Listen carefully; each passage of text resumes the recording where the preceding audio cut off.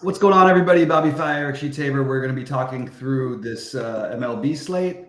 And I have a feeling what I'm going to be doing is very different than what I think a lot of people are going to be doing. So I'm kind of excited. And yeah, that's pretty much where I'm at. Sheets, anything that sort of jumped out to you from earlier? I guess the main thing, maybe the weather is looking like it's probably all playable. Yep. Yeah. That was definitely the first thing. That was the only thing the major thing I noticed. There's also things like this value in Miami. I think that it makes it really hard not to use. You've got Rivera batting sixth at 2K. You've got Edwards batting second at 2,300. That's another thing that they moved Edwards up in the lineup. So that was something else that I noticed. And I'm curious to see what you're getting pitching wise, because I'm only using 5 pitchers currently, and really mostly 4 pitchers. How many are you getting to? All right. So I just did my first build since I updated the projections. There are some. Who are these questionable guys? Toronto. Okay, so Toronto, we're not sure yet, but yeah. As far as pitchers go, without screwing around, I've got a total of only 7 pitchers, and really only 5. Cole Reagans, and it's all the top guys like Reagans, Peralta, Crochet, Minaya, and Ryan. Then there's a big drop to like a sprinkle of Hunter Brown and a sprinkle of Sonny Gray. Mm-hmm. Yeah, I've got the sprinkle of Sonny Gray. I've got Reagans and Crochet the most. I'm not getting to Minaya like other people are as much, and I think I might get to a little bit when I get out of here at some point. I might throw them into 1 or 2 just because of Colorado, how inept they've been. I didn't quite get to the Hunter Brown thing myself. And I thought about the Heaney thing. I thought about Randy Vasquez, even as much as I talked crap about him earlier, like Atlanta's kind of been struggling. So anyway, we can talk about some of the stacks. What are you looking at stack wise? Well, you hit it right on the head. Just all kinds of Miami, and it flows with the pitchers, You want to pay up for pitching, you got to save money in hitting, and Miami is a really good place to do that. The second team that I'm getting kind of in raw, before I screw around is the aforementioned Toronto, but we got all kinds of questionables, right? I don't even know who's playing. Right. So, and that's probably not. I'm probably not going to have that like for a while. And then after that, it's Seattle is my next one. And then a big drop, so Miami, Toronto, Seattle, and then et cetera. As far as this initial build, we're talking about DraftKings here. So tell me where your main stacks are on DraftKings right now. My main stacks are Milwaukee, the Yankees. So the Yankees, like one thing about them is they sometimes there's guys in that lineup who struggle with strikeouts, and this is the lowest strikeout pitcher on the slate per inning. So I'm in on the Yankees. I just think this is a good spot to attack a young pitcher who really hasn't shown anything in the minor leagues even, and no one's going to play Milwaukee. I think Washington's bullpen is pretty lousy, especially in terms of long relief. And I don't think anyone's going to play Milwaukee, but that's true for most teams today. So Milwaukee, the Yankees, I like KC, but I just didn't get them into a build yet. And I have pieces of Cincinnati and Miami. I've got full stacks and pieces, but I've got pieces of Cincinnati as sort of like a complementary. And then I had on my notes, I wanted to get to Toronto and maybe even a little Arizona, but I just haven't gotten to that in my build. So the 3 teams I didn't get to that I wanted to were Toronto, Arizona, and Kansas City. But I like this Milwaukee idea, and I'm going to stick with it. So I'd like to throw something out there. It's a little more advanced stuff regarding the Sims. So here's kind of a revelation I had. It wasn't a revelation. I was thinking about it, and somebody else said it, and someone else said it. And it's an important thing to remember is that what you're trying to do with these fields is create a field to compare your lineups to. And I've screwed around with the idea of building the 5,000 lineups I have, and then using those 5,000 lineups as the field, to compare myself to. The one issue with that, among others, is that when you are playing a tournament against a whole field, you're presuming that there's a whole bunch of lineups that stink. You know what I mean? Like Like, there's not all experts playing. There's a lot of casuals. There's a lot of just bad lineups. And when I use my 5,000 lineup build as representing the field, it's a little bit greedy. You know what I mean? Because the 5,000 lineups I build are all good. You know what I mean? They're all fine. And if I'm by definition building 5,005 lineups, I'm omitting like a decent amount of lineups that just stink. So I'm getting a little bit too I would say greedy, but I'm trying for too much, trying to get different against this type of field, because yes, if everybody's playing like perfectly or whatever, everybody's playing good lineups, then yeah, you gotta like kind of like be funky. But if you're gonna be up against at least the 10% of the lineups that are just awful, then you probably should use that and get a little less off the board against that, So what I'm gonna be scrapping, at least for a while, is this idea of using the 5,000. I'm going to go back to some variation of the SaberSim fields. Yeah, I think it's really interesting. I think that's pretty high. I mean, I would say it's very high level. I understand exactly what you're saying, but I think that it's actually stuff that people can grasp, and I think that makes a lot of sense. Yeah. Anyway, so I was looking at it today, and I don't mind in baseball ever. I don't really care particularly in baseball about ownership things. On my in terms of like, I don't think I need to play some chalk with some not. You know what I mean? If I can have a lineup with all 5% less owned guys, or not, and I can have another lineup that has everybody around 10%. Like it's just baseball. There's just variance. Well, I'll say this: if you play Milwaukee, you don't have to do anything. That's what I think, but I honestly think that there's like a glitch that I'm missing. Like, I don't understand why Milwaukee. Is it just because they're expensive? Yeah, because they have the third highest run total on the slate. They're in probably the highest upside situation, or I guess it's the fourth highest. But no, it's the same. They have the same one as Cincinnati. Yeah, they have. So there you go. They have the same one as Cincinnati. Cincinnati's going to be 20% owned as a stack or whatever, and they're going to be 1%. I know that they're a little bit more expensive, but you can use the pieces for Miami to fill that in, and you could build a 5-3 because I've done it with Milwaukee and Miami guys, and it works out to be a pretty decent lineups. So I just want to stick with, I always try to narrow my stacks down. I don't want to just play every stack. And I just think they're a really good one. And I think the Yankees are being underprojected today. I just think that the total is too low. I really like the Yankees to have a potentially massive day. Now, the weird thing they did is they left their lefties in. Like Ben Rice wasn't supposed to play, but they left him in against Popovich. I cannot not say Popovich when I say Povich. But I think that's sort of where I'm going to make my main moves. My other stuff will be a little bit more chalky with the Miami and the Cincinnati, but I really think those are the ones that I feel the best about. And I love it when it's hard to get some team in because you're just getting, you're getting a great stack at very, very little ownership. So I'm very interested in this Milwaukee thing. And I think the Mets are the other one that I wasn't on earlier because I was worried about the weather a little bit. And you could definitely go back to the Mets here. I think that's another, but they're also kind of pricey. So I think that Milwaukee and New York rate to be similar to me. Oh, nice. So look at that. Rody called out the Brewers as well. I love it, man. Yeah, but Nice. one guy you said your one guy is out, though. I don't think there's anybody who's massively out for the Brewers that's going to affect me in any way. Unless Turang is out. Turang he's right there at the top of the order. As long as Turang's in, then we're good. Yeah, Turang, Contreras, Yelich, Adames, Frelick. We could be missing Yount, Molitor, Gorman Thomas, and all those guys. As long as we have Bryce Turang, we're in business.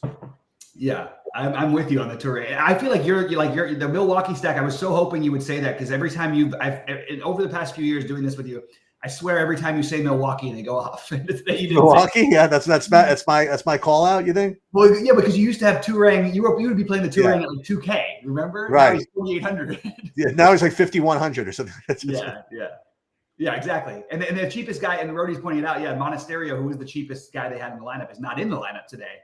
So it makes it even harder to get them in. But I just rebuilt with the Reagans and in my biggest lineup with the Reagans and a Crochet. And I built a 5-man stack that I feel pretty good about. I have one piece I hate, but I'm hoping I can find a way to get around it. Anyway, I really like the Milwaukee thing. I don't mind if you want to do some stupid stuff. There's some stupid stuff you could do, like that Texas Houston thing that we talked about earlier. Like if you wanted to play Haney, if you wanted to even play Texas, like something from that game. I think that all 4 quadrants of that game in 20 max or higher, is worth taking a shot. For sure. I totally agree with that.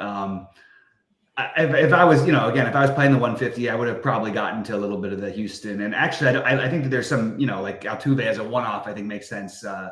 Like there's all of those guys as one-offs are fine too, like, or as a little mini stack. But I think the Mariners are another one that I would get to if I spent 150. And I definitely would get to your Blue Jays and the Diamondbacks without knowing who's playing for the Blue Jays. And it's also cool that those are late. We can screw around. Yeah. Kevin Wise is saying that he wouldn't play Crochet because he's going to be limited pitch-wise tonight. Kevin, why do you think that?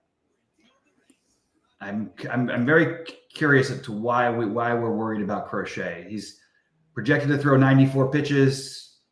That's a little less than you'd hope for, but it's not. I'm looking at the slate. He's projected to throw the second highest amount of pitches on the slate. Third highest amount. Basically tied with a bunch of guys, but yeah, third highest amount. Wait, who? This is really funny. Who just said that? Kevin Wise in chat said that he was worried about the pitch count for. Oh, that's very interesting. Did something else come up with this? Am I missing? No. It's interesting because someone else just texted me that, and I wonder if it's the same person. Oh, that's funny. Well, let me just point out that Crochet just threw 88 pitches at 2 starts ago, and he had 31 fantasy points. He threw I was against the Dodgers, the one before that. We'll forgive that. I mean, he doesn't throw in general. He's only been over 100 pitches twice this season, and yet he is, I believe, the highest scoring average pitcher on the slate. So this is really not concerning me, to be honest with you. So, I mean, I don't know. Okay, so yeah, okay. So I didn't see the updated thing that happened just right before we went on. Yeah, so the manager said Crochet will be at unspecified innings and pitch count. 100 pitches in 8 innings. I don't know. Was at 5:55 Eastern time that came in. So okay. So that does worry me. Now I am worried. Now I'm with you. I got you guys. I appreciate that, Kevin. I appreciate that. And that now I see that it's going to drop now. His pitch count, his average thing, quite a bit. So I will get off. I do want to shout somebody out, by the way. It's not the same person, but I as you know, I've had a lot of stuff going on, with this and my wife with the COVID and like all this stuff. And yeah, and one of the friends of one of my friends of life, actually friends of gambling, had a pretty cool result. I want to shout him out. I guess must have been like 2 weeks ago now. I feel really bad for not calling it out earlier. Remember below above? Yeah. So in baseball, he had like one lineup that basically won like everything. He won like the 250, a bunch of satellites, a bunch of everythings, and it was some Yankees stack or something. And I was supposed to follow up with him because I wanted to find out, like, there's a whole story behind it. I just got so busy I forgot.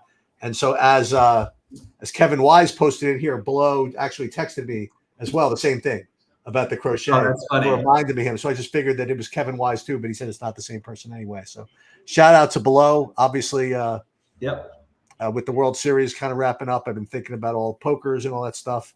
Yeah. The 2 guys that I had, they both cashed, but they're out. Yeah. And I don't have anybody I'm rooting for really right now. Yeah, I've got a couple people I know in there still, but not. Are your people playing? Not guys that I'm like super close to. But not baby Grand's not playing anymore. He didn't play this year. He was thinking about it. He's got a whole new juice business venture that's actually going pretty well. Oh no.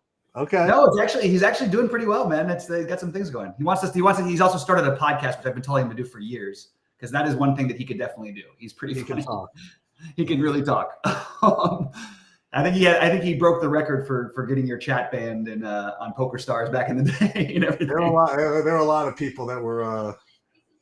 I was also one of my great ideas is to have call it a Bad Boys of Poker tournament where it's limited to the people who have had their chat banned, and for that one tournament they unban the chat, Let them all go. Let them all go freaking nuts. And the winner of the tournament gets his chat reinstated. Yeah. Oh my God, that's hilarious. That's really funny. Yeah. I love that idea. Actually, that's really, really funny. Yeah, I have a lot of like incredibly awful ideas like that that would ruin poker. Like I had my idea. You know how you talk about the mystery bounties that are going around right now? I like the mystery bubble. So basically, there's one spot in the money that pays zero. Right. You don't know what it is. Right. Until you bust. And if you bust, you open it, and it could be eighth.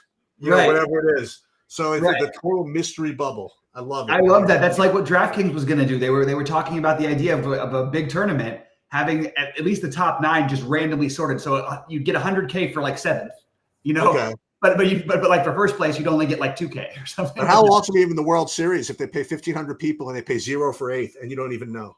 You just randomly, you don't even know. What a brutal beat that would be. Right? That actually would be the most entertaining thing of all time. If the players didn't know, but somehow we knew, the audience knew. No, the Sheets Poker Tour, no one's going to play because the Sheets Poker Tour, there's no late registration, like even by 1 second. Like you're there, like 1 second late, you're out. No rebuys, no nothing. It's just totally pure propness. So of course it wouldn't work. But then you know what no casino's ever done yet, and I'd love for them to do it. And it has to be on April 1st, on an April 1st tournament for it to make sense. Yeah, is to have the cards rigged or whatever that everybody at every table gets dealt aces the first hand of the tournament, and just to have a camera follow around and watch how everybody plays, like and the big tanking and the re-raising. It'd be like a 7-hour hand. It would take like forever. I wonder if you can get anybody to fold for openers. And you could. Probably. Yeah. And then you see like one table look at the other, what the hell's going on, and everybody's like all in, and everybody's like, and then everybody turns their hand over. What the hell's going on here? Oh, April Fools or something like that. Yeah. Oh, that's hilarious. I love that. Anyway. Yeah, you know Joe Sirach, right? Who? Joe Sirach? Yeah. He's in 4th right now. In a long time. Yeah. He flows. I was with him in Budapest, and it was like we got there before a tournament, so like we were like the only American people around. So I hung out with him for a few days, but I don't know him like well. He just wait a minute. Yeah, it's him, and he looks exactly the same. God, that's so funny. I busted him, or I doubled through him in some tournament, and he wrote me this long email, like this, like back in the day or something like that, like. Not criticizing me. I'm so surprised that you called or this. Yeah. All this stuff. I remember the Joe Sirach. He's a really good player, I thought. And I also think that he would get like a little tipsy and he would go on these writing band, like crazy things. And then one time he was supposed to play a tournament, he woke up in the hospital. Like I was like, following him was like, okay, this is like following Anthony Venturini on steroids. But in person, he's the most quiet, mild-mannered dude. So just for fun, what is the projection now on this idiot?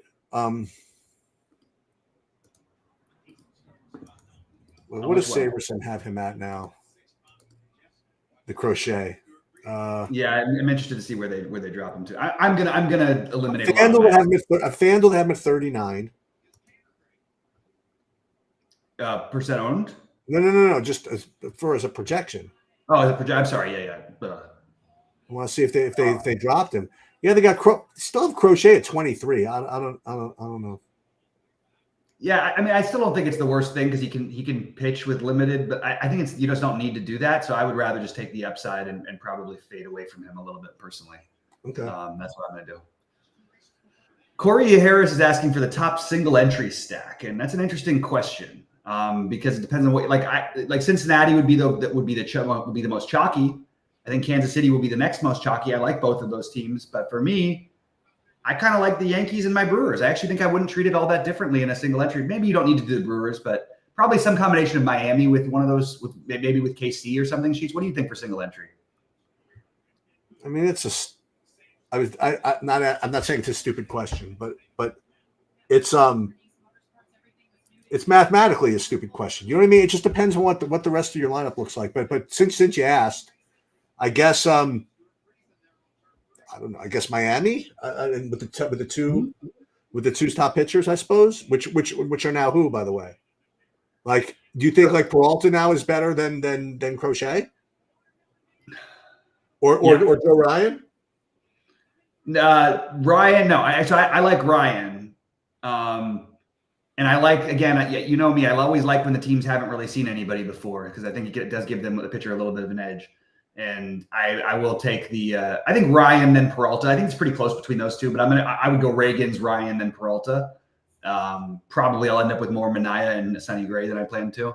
And I won't X out Crochet. I'll have him in some of the smaller stuff, but I'm not going to put my biggest buy in. I do think when they say the pitch count thing. Now, we do know with Crochet, though, I just want to point out again, he's had like 10 strikeouts multiple times with less than 90 pitches, so it's not like he still can't get there. I think Peralta and Reagans will be the most chalky, and I think that Joe Ryan is the pivot along with Sonny Gray, and they're still going to be owned too. It is going to be interesting to see when Crochet ends up really low owned in the high buy-ins tonight, though. We'll see. So here it is. Hold on. Pedro Griffal said it'll be a shorter start for Crochet, with Jonathan Cannon likely behind him in the bullpen. That seems a little nerve-wracking for 10-3. I guess we just have to X him, I guess. Yeah. It's a bummer. I really liked him today. You can't do that. You just can't play him. No. It just doesn't make any sense. But I will throw him. I will leave him into it like the $44. I'll leave one lineup in with him in the lottery in that. I was hoping we'd get the Dodger game on the slate tonight. I was going to do the anti-me. I was going to stack Detroit and play Scooble against the Dodgers. Oh. All right. Anything else, guys? I have to go rebuild my lineups because I do have Crochet in basically most of them. Yeah. And I need to rebuild all my Milwaukee stuff because they have a different lineup than we have projected. So who moves up the list now? So I guess Sonny Gray moves up. I think Peralta is going to be the one who sees the biggest increase, along with Reagans. But I think that you'll see Mania, Ryan, and Sonny Gray all get more some of that. The projections haven't quite updated with it yet on SaberSim. Oh, they have not. And but you know what? I guess it just doesn't matter. I guess you're just going to have to X him out.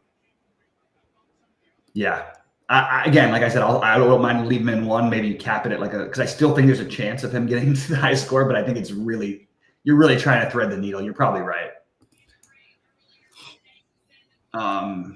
Brody says Mania is going to look good. Mm-hmm.